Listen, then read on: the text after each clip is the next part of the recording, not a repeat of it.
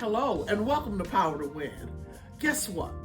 Over the summer months, we have what we call the 2023 Summer Feast. We've gone back and got some of our recordings, and we're going to allow you to revisit those wonderful times of sharing as we prepare for our 2023-2024 season. Won't you enjoy every Tuesday night at 7 p.m. as we revisit some of the most powerful times of Power to Win over our 22-23 season. God bless you and God keep you. And remember, you too have the power to win. See Destiny Productions presents Power to Win with Dr. Valerie Daniels Carter.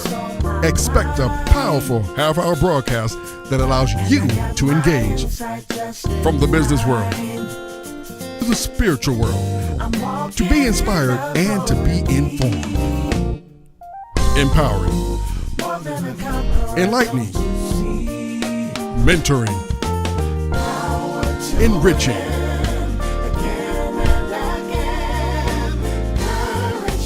Please like us on Facebook and follow us on YouTube and Instagram.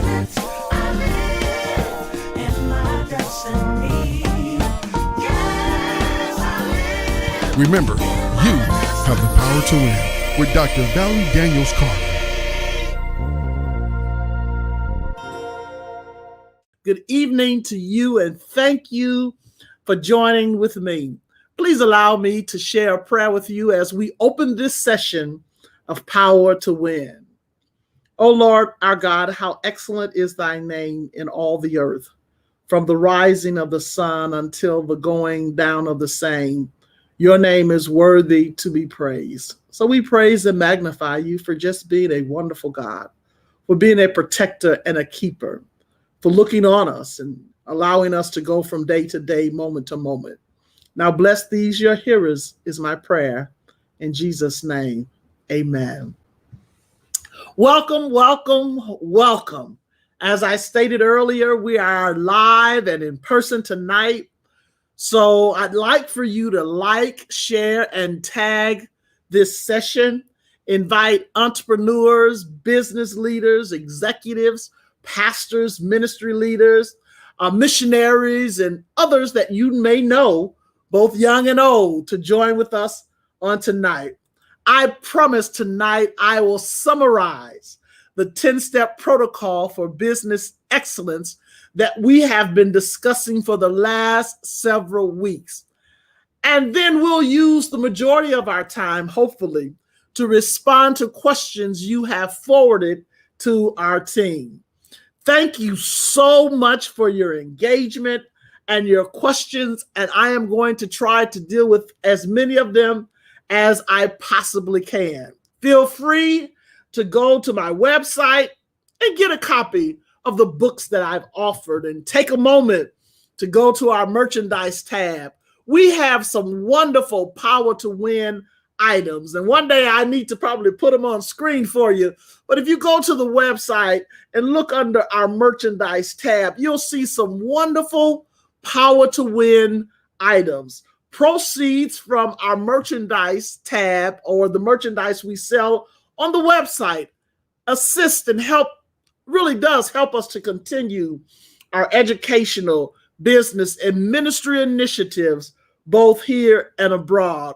We are very gracious for you sharing with us. My website is www.valeriedanielscarter.com.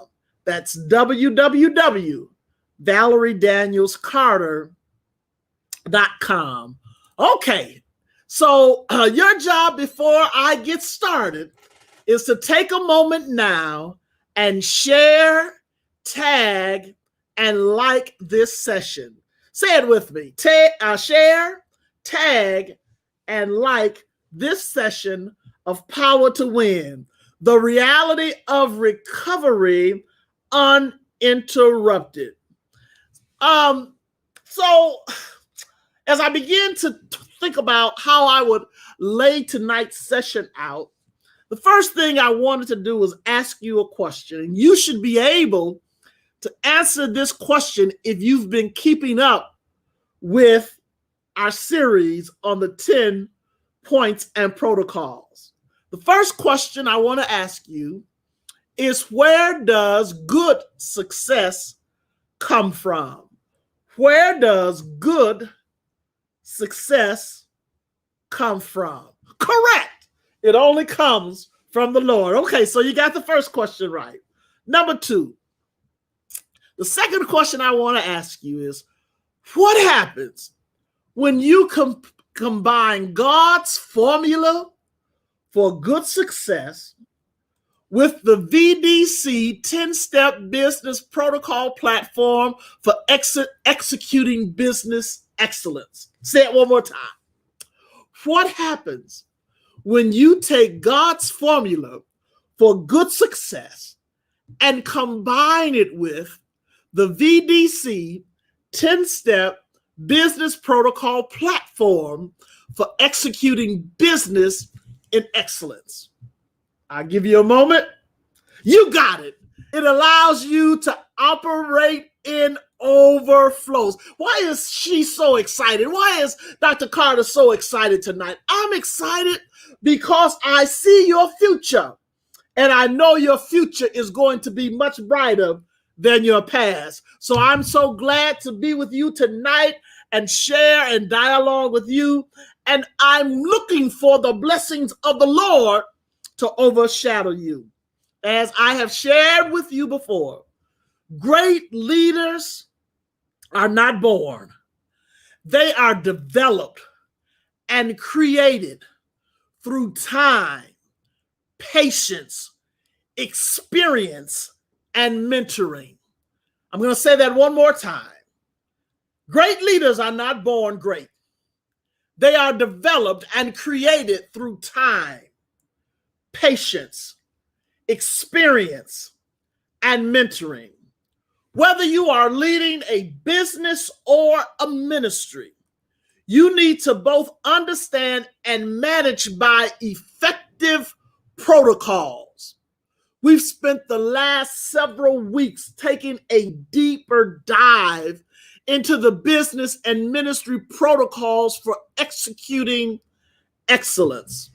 These 10 steps, the 10-step protocol, is designed to be a guide as well as a thought provoker. They include vital questions which you should be prepared to answer before you start or grow or develop your platform. Let me list them for you, and I want you to understand that they're critically important. Number 1, why is it important? Number 2, what is the problem and burning platform? Number 3, who is the customer? Number 4, what is the solution and what value does the solution create?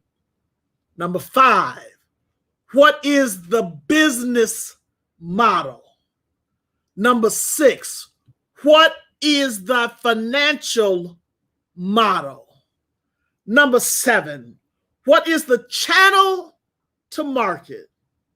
Number 8, who are your competitors? Number 9, what are the risk and the mitigation approach? And lastly, number 10, what is the exit strategy? These points are critical for every business and ministry leaders. These are things you must be able to define, articulate, and understand clearly before launching or deciding to grow your business or ministry. Take a moment when you get a chance to go back and review our previous recordings on these specific topics. You can never over-educate yourself. I think I'll say that one more time. You can never over-educate or over-prepare yourself. The previous recordings can be found on my website, www.valeriedanielscarter.com. www.valeriedanielscarter.com. We first started with a general overview, and then we received so many requests. We took each point and took a deeper dive into it. And that entire series can be found on my website, www.valeriedanielscarter.com, under the series library tab. Just click that series library tab, listen to the wonderful thoughts that we shared with you relative to these topics, then go to the merchandise tab and help us help somebody else. One thing you must realize is that people, they might see your glory today. They may see where you are today. But most of them really don't understand your story. They don't know the storms, and they don't know the persecution. They don't know the trouble that you had to go through in order to get to where you are today. So often they just assumed that you're where you are because of maybe what they think they know, but they really don't know some of the things you've had to endure to be who you are today. Don't take those things for granted. Appreciate the time and the experiences that you've had in life and the things that God has allowed you to go through or navigate to get to this point. And then follow these 10 protocol steps, and let's see if we can take it a little farther, because people, they really don't know what it's taken for you to achieve every level of success that you've achieved. Personally, I've had some experiences and some stories that would make Empire or Greenleaf or some of these, shows look like child's play, child. And the reality of it is they're acting, but I lived it. I lived through some of the things that I'm trying to share with you. If I can help and prevent you from making certain errors or some of the errors that I made in life, or if I can help you prevent some of the pitfalls that you don't have to experience, I want to be so I would say helpful to sharing what I know. So this is my season of sharing an intergenerational transfer, especially to young entrepreneurs who want to really build out in a way that represents excellence. But I got to tell you something. Yeah, experience. I could sing that song that I said, what does it say? I've had many tears and sorrows. I've had hopes for tomorrow, but through it all, I've learned to trust Jesus. I could sing that song over and over because I really have learned to trust in God, and I've learned how to depend on him for what I need. But it was all for my making. If I had the opportunity for someone to share these protocols with me before I began or expanded my business, I could have avoided so many failures and so many pitfalls. That's why it's so important for me to hopefully grab you and tell you these are the things you should look out for. These are the things you want to watch out for, because hopefully it will help you. I would have been 10,000 times wiser if I had just had someone share these points with me. And this is why I'm so adamant about sharing them with you. Well, I know some of you texted me last week and told me, Dr. Carter, you left us with a cliffhanger last week, so I'm going to take the remainder of this evening to directly answer the questions or some of the questions that you've requested of me. And again, if you have additional questions, this is the time to share them with us. Place them in the comments section, place them on our website, and we'll try our best to answer. Remember to take a moment now to share this video, like me on Facebook, and subscribe to my YouTube channel, and follow me on Instagram. I'm going to say it one more time. Share this video. Feel free to do that. Like me on Facebook. Go and subscribe on YouTube and follow me on Instagram. So let's get started with the question. The question that I left you with last week as the cliffhanger was, in reference to your business point entitled, "Who are your competitors?" Is it good to do a feasibility study or assessment to see if your company and or ministry is meeting the needs for the people they want to reach? So in essence, what this person is really saying is there value in doing a feasibility study or an assessment to ensure that your business or your ministry is doing what the objective is that they set out and is really reaching who they should reach? I want to say to you, it absolutely is a good idea. A feasibility study or assessment is something that you should do, and you should do it more often than not. It allows you sometimes to even go back and reassess what you thought may have been what you needed. We talk about it in one of the series about alternative operating strategies. If you do a feasibility study and if you do an assessment, it allows you to understand if you're meeting your customers' needs. And if you're not meeting their needs, it allows you to go back and create an alternative operating strategy in order to be able to do it.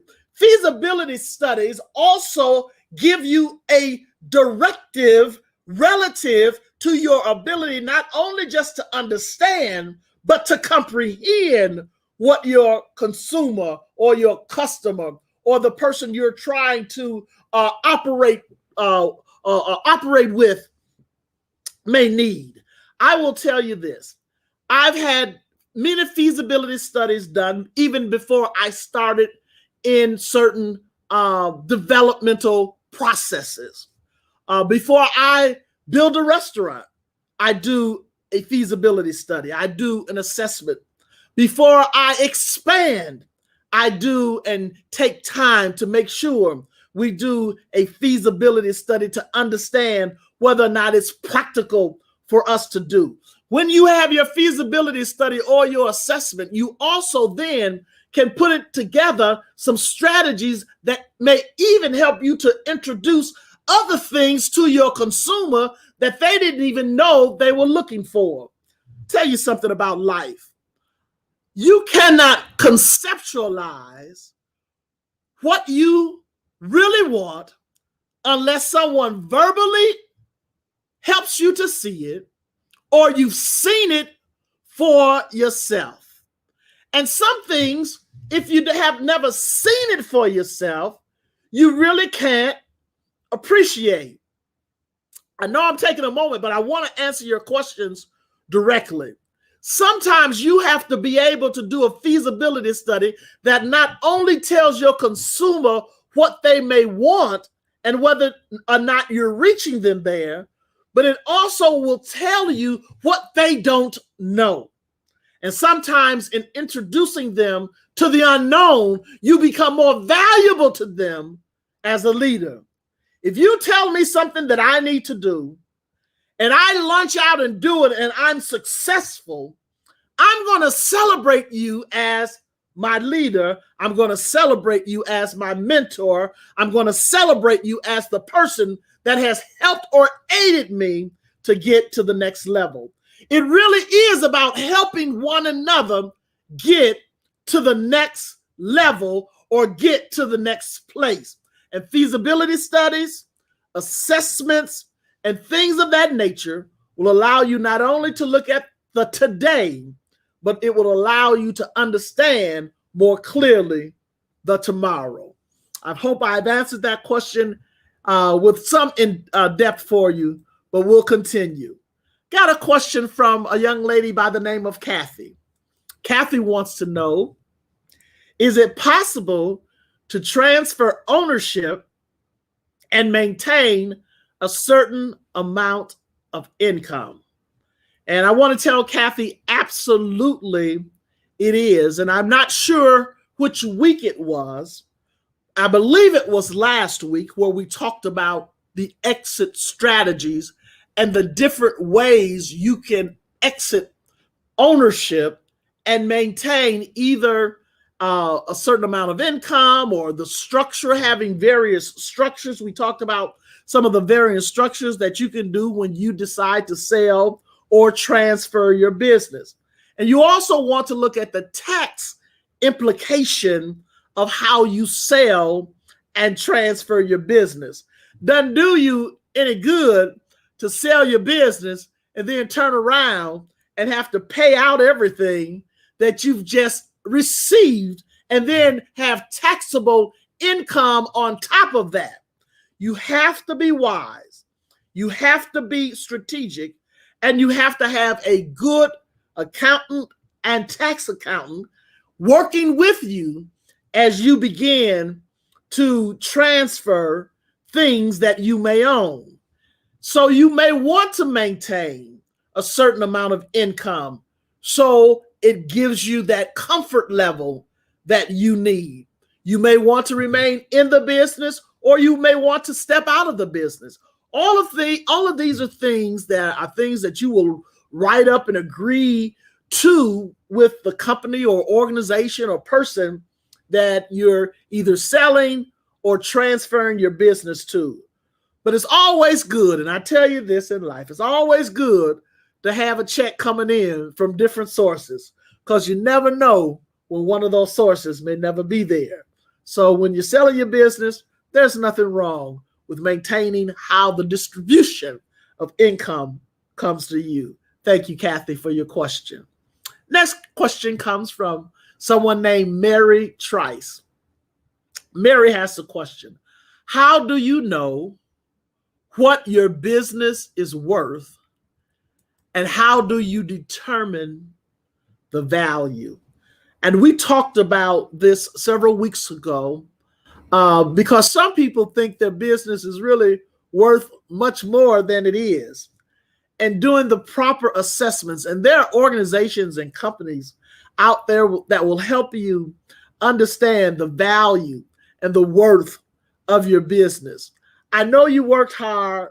I know you worked a long time. I know you put years and years and years into this organization or this ministry. And sometimes to you, that value that you've given in terms of your personal commitment and things of that nature to build and grow this business may not be reflected in your financials. That's why it is so important to have good, and I'm going to say this, and very accurate financial statements, because you don't want to be in a position to where you've worked year after year after year after year, and you've not properly recorded everything that you may have loaned to that business or that ministry. So many times when young pastors start their ministry, they put in this to help the ministry, or they'll put in this amount to help the ministry, or they'll write a check here to help someone in the ministry, and they're donating, or they're loaning money. I remember so vividly when my brother started his ministry, and he wanted to make sure everything was just right. And so he would give his last to make sure everything was just right. And I went to him one day and I said, he was Pastor Daniels then. I said, Pastor, you need to document if you are indeed loaning the church this money and you expect repayment for it for two reasons. Because you want to make sure everyone is clear about what has been put in as a loan versus what is being put in as a donation. I said, secondly, you want to make sure that it is an arm's length transaction so that the trustees and the deacons and everyone is under the same understanding that guess what? We needed a van. We didn't have the capacity at that time to buy the van. And you're going to loan the church X amount of dollars so we could buy that van. Just like we would document it with Ford Motor Credit or Chrysler Credit or a bank, we need to be able to document it with the person within the ministry that may be loaning the money to the ministry. And that is so important because it also avoids issues in the transition of that individual. So many pastors transition and they're promoted to glory, and their family is left saying, well, the church owes or the ministry owes so much, but there's no documentation. Make sure there's documentation and make sure it's signed by the appropriate people. It just can't be a situation where you write a check, you put down in memo section loan, and no one knows what's going on. Make sure not only do you're clear about what you've loaned and how much you've loaned, but that it is properly documented by the right individuals. I got to go back to this point because this point is so important. Make sure the value of your business is recorded and you understand it on an annual basis. When you actually see your retained earnings, and one day we'll get into financial terminology, when you actually understand your net worth of your business or your ministry, it tells you what that value is. And if you look at that number and it does not reflect what you think, then you need to sit down with your financial people and have them identify and explain to you why the net worth is what it is. Because when you get ready to sell your business 9 times out of 10 is going to be sold on the multiple of the profit. Oh, my time is almost out. They're telling me, and I've got all these questions sitting in front of me. I don't know. We may have to go live next week just to finish these questions. But I got to tell you, when you're trying to sell your business or you're trying to transfer your ministry based on value, it's based on certain multiples. Your real estate has a value. Your operations has a value. Your infrastructure has a value. There's something that's called goodwill. It has value. If you stay within the company, you may be bringing value to the company, and that has to be considered in the overall sale. My time is out. I've got more questions. I'm going to give it to my team on this week, and we may have to go live again. It's time for me to close. Remember to remain positive and take comfort in these 2 positive scriptures, Isaiah 41:10. So do not fear, for I am with you. Be not dismayed, for I am your God. I will strengthen you and help you. I will uphold you with my righteous right hand. Isaiah 41:10. And remember Jeremiah 29:11.